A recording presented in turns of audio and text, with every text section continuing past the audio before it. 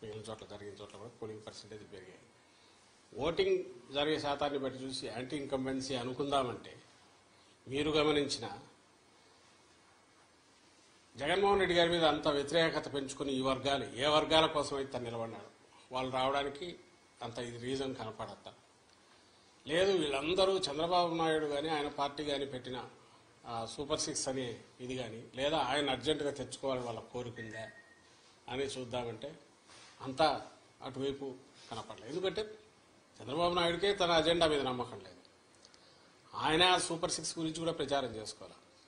ఆయన ఎంతసేపు ఉన్నా జగన్మోహన్ రెడ్డి గారి మీద వ్యక్తిగతంగా దాడులు లేదా వివేకానంద రెడ్డి హత్యను ఇంకా గొడ్డలు అనడము ఇంకోటి కుటుంబం దీనికి వాళ్ళకి సంబంధించిన కుటుంబ సమస్యలు తీసుకొచ్చి పెట్టడము లేదు లాస్ట్లో ల్యాండ్ టైటిలింగ్ యాక్ట్ అని ఇంకోటి తీసుకొచ్చి ఒక అర్థం లేని ఇది దేన్నైతే వాళ్ళు ఆ రోజు సపోర్ట్ చేశారు దేన్నైతే ఈరోజు ఐ థింక్ నీతి ఆయోగ్ వాళ్ళ దాంట్లో కూడా ఉంది దాన్ని ఒక ఇష్యూ కింద చేసి ఆయన ఇచ్చిన హామీలే గట్టిగా చెప్పుకోలేని వచ్చాడు. ఎందుకంటే ఆయనకే నమ్మకం లేదు. ఇంతకుముందు కూడా చెప్పాం అది హామీలను అమలు చేస్తాడే నమ్మకం జనానికి లేదని ప్రజలకు లేదని అది ఆయనకు అవగాహన ఉంది కాబట్టి అది వదిలేసి కేవలం వైఎస్ఆర్ కాంగ్రెస్ పార్టీని లేదా వైఎస్ఆర్ కాంగ్రెస్ పార్టీ నాయకులను అందరికంటే ముఖ్యంగా జగన్మోహన్ రెడ్డి గారిని వ్యక్తిగతంగా దూషిస్తూ మొత్తం వాళ్ళ క్యాంపెయిన్ అంతా దాంట్లో నడిచింది. సో ఆ నేపథ్యంలో ప్రజలు ఆయన ఇచ్చిన హామీల మీద నమ్ముకొని వచ్చింటున్నారనడానికి అది కనపడట్లా ఉంటే ఆయనే చెప్పేవాడు దాని గురించి వాళ్ళు దాని గురించి మాట్లాడేవాళ్ళు. వేరే మా నాయకుడు ఆయన మొత్తం ఒకే థీమ్ మీద మీరు గమనిస్తే ఈ 5 ఏళ్ల పాటు తాను రాష్ట్ర అభివృద్ధికి సంక్షేమం ద్వారా లేదా మొత్తం డీసెంట్రలైజేషన్ ఆఫ్ పరిపాలన సుపరిపాలన అందించడం ద్వారా తాను ఏం చేశాడో ఇవే చెప్పాడు. ఇవి కంటిన్యూ కావాలా అనుకుంటే నన్ను దీవించండి అని అడిగాడు. ఈ థీమ్ బలంగా కంటిన్యూస్ జనంలోకి వెళ్తూ వచ్చింది. మేము ఎప్పుడు చెప్తుండేవాళ్ళం కదా 87% లబ్ధిదారులు ఏదో ఒక రూపంలో బెనిఫిట్ పొందిన వాళ్ళందరూ అవును ఇది నిజం అనుకున్నారు. కరెక్టే కదా ఇది కంటిన్యూ అయితే మా బతుకుల్లో ఇంకా మెరుగైన మెలుపు వస్తుంది మేలు మలుపు వస్తుంది ఇంకా వెలుగు పెరుగుతుంది కుటుంబం అభివృద్ధి జరుగుతుంది అని వాళ్ళు నమ్మారు.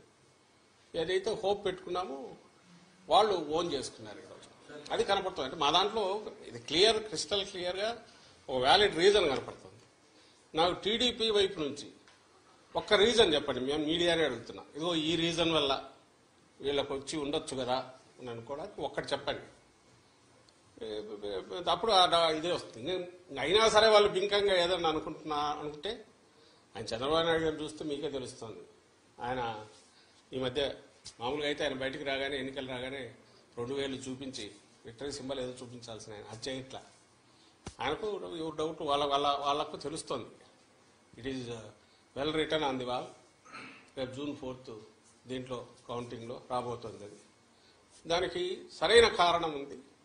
ఓ సీరియస్ పాలిటిక్స్ చేసే లీడర్కు జనం అభిమానిస్తారు ఆదరిస్తారు హక్కున చేర్చుకుంటారనే నమ్మకం ఈ ఎన్నికల్లో కలుగుతుందని మేము భావిస్తాం. సార్ మీరు మొదటి నుంచి చెప్తున్నట్టే పల్నాడు జిల్లాలో కావచ్చు లేదా రాయలసీమ జిల్లాలో కొన్ని ప్రాంతాల అల్లర్ల పైన కేంద్ర ఎన్నికల సంఘం సీరియస్ అయింది. మీరు మొదటి పోలీసులు పాత్ర ఇందులో ఉందని చాలా క్లియర్గా చెప్తున్నారు. కేంద్ర ఎన్నికల సంఘం వారి పైన కూడా వెయిట్ వేసిందని ఎట్లా చూస్తారు సార్? దానికి ఇప్పుడు పురంధేశ్వరి గారు కూడా కొంతమంది అధికారులు మార్చమన్నారు. ఎక్కడైతే అధికారులు మార్చిన దగ్గర ఇటువంటి ఘటనలన్నీ కూడా దాన్ని ఎలా చూస్తారు? ఇప్పుడు మీరే గమనిస్తే ఈరోజు చూశాను నాకు ఈనాడు బ్యానర్ హెడ్ ఐ థింక్ సరిగ్గా లాస్ట్ మంత్ ఎప్పుడైతే అందరినీ బదిలీ చేసినప్పుడు లేదా వాళ్ళ మీద యాక్షన్ తీసుకోవాలని చేసి బదిలీ చేసి మార్చినప్పుడు ఎస్పీలు కానీ కలెక్టర్లను కానీ ఈడ్చి పారేసిన ఈసీ అని ఒక పెద్ద బ్యానర్ హెడ్డింగ్ పెట్టి వేశారు.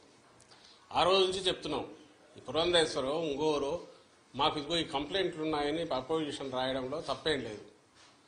కానీ ఎవరిని పెట్టాలన్నా కూడా వాళ్ళే సజెస్ట్ చేశారు. ఎప్పుడైతే కూటమి ఫామ్ అయిందో అప్పుడే చంద్రబాబు నాయుడు గారికి ఫ్రీ హ్యాండ్ ఇచ్చినారేమో అని అనిపిస్తుంది పై నుంచి. ఆ మేర కొంచెం ఒత్తిళ్లు పనిచేసాయనడానికి బలమైన ఇది ఆ రోజు హడావుడిగా అంతమందిని మార్చినప్పుడు చెప్తున్నాం పట్టులేని వాళ్ళు వస్తే కష్టమని. ఆఖరకు పోలింగ్ తర్వాత జరిగిన హింస చూస్తే అది ఎంత కరెక్ట్ అనేది అర్థమవుతుంది. ఈరోజు మళ్ళీ వాళ్ళు అదే పెడుతున్నారు. పాయింట్ వచ్చి ఎక్కడైతే అధికారులు వాళ్ళు కదిలించి రకరకాల కారణాలు చూపి చేయించుకున్నారో అక్కడే ఇవి జరగడం అంటే వాళ్ళు పెడితే మరి వీళ్ళు ఏజెంట్ల కింద పనిచేస్తారు కదా అని అనుకుంటే ఈ మాత్రం ఇది కూడా జరిగేది కాదు ప్రికాషన్ తీసుకుంటే. కానీ అట్లీస్ట్ ఇప్పటికైనా మేలు. ఇప్పుడు రియలైజ్ కావాల్సింది కానీ ప్రజలు కూడా గమనించాల్సింది ఏంటంటే ఆ రోజు అధికారులు తప్పించి ఎవరైతే తెచ్చుకున్నారో వీళ్ళుండగా జరగడం అంటే అది ఈసీ ఫెయిల్యూర్ ప్లస్ టీడీపీ కుట్రపూరితంగా చేసింది అని రెండైతే అవగాహన అర్థమవుతుంది కదా. ఈ నేపథ్యంలో మళ్ళీ వేటు అని చెప్పి ఈరోజు వాళ్ళు చేసేసి ఏదో తమ ప్రతిభనో లేకపోతే టీడీపీ చాలా నిష్పాక్షికంగా ఉందో లేదా ఈసీ నిష్పాక్షంగా వ్యవహరించిందో అన్నట్టు ఈ పత్రికల్లో దాన్ని ఉపయోగించుకుని బ్యానర్లు పెట్టడమే ఆశ్చర్యంగా ఉంది. ఏదైతే మేము చెప్తూ వచ్చామో అదే జరిగింది. వైఎస్ఆర్ కాంగ్రెస్ పార్టీ మళ్ళీ చెప్తున్నాం, జగన్మోహన్ రెడ్డి గారు కానీ మా పార్టీ కానీ ఎట్టి పరిస్థితుల్లోనూ ప్రజలములో మమేకమై ప్రజల ఆకాంక్షలకు తగినట్టు ప్రజలకు దీనికి తగినట్టు చేసి తద్వారా బ్లెస్సింగ్స్ తీసుకొని మళ్ళీ పాలనలో కొనసాగాలనుకుంటామే తప్ప ఇట్లా అడ్డగోలుగా వ్యవస్థల్లో దూరో ఎవరినో ఎస్పీలను పెట్టుకునో 3 కలెక్టర్లను పెట్టుకునో దాని ద్వారా ఎన్నికలు మేనేజ్ చేసి రిజల్ట్స్ ఏవో వస్తాయి అనుకోను ఇప్పటికి కూడా రాస్తున్నాడు ఆయన. ఆశ్చర్యం వేస్తుంది. ఈ ఆఫీస్ ఏదో అప్గ్రేడ్ చేయొద్దు మొన్న రాశాడు. ఇది పథకాలు ఆపేసి కాంట్రాక్టర్లకు బిల్లులు పే చేస్తున్నారు. అసలు ఏమనుకుంటాడో అర్థం కావట్లేదు ఆయన చంద్రబాబు నాయుడు. అధికారం లేక ఆల్రెడీ వచ్చేసాను అనుకుంటున్నాడు. మధ్యలో 5 ఏళ్ళు గ్యాప్ వచ్చినా కూడా తనకుంగా ఇది దిగినట్లేదు. ఇది కూడా ఈ ఆఫీస్ ఇదేమో పంచాయతీ ఆఫీసా? స్టేట్ గవర్నమెంట్ అంటే పంచాయతీ ఆఫీసు ఇంకో దగ్గర ఎక్కడ మారుమూల తెలియని దీంట్లో ఏ కనెక్టివిటీ లేని చోట ఏదైనా ఫైళ్లు తారుమారు అది అనుకోవచ్చు. ఒక స్టేట్ ఒక గవర్నమెంట్ అనేది అది ఎవరైనా ఉండొచ్చు.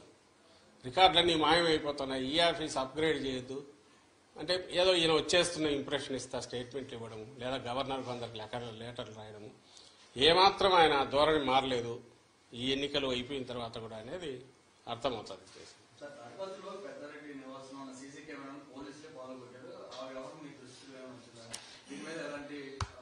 అది అన్యాయమైనది. సీసీ కెమెరాలు అనేవి అది వీళ్ళు చేసిన పనే. వాళ్ళకి కావాల్సిన వాళ్ళని వీళ్ళని తీసుకొచ్చో అక్కడ పెట్టుకొని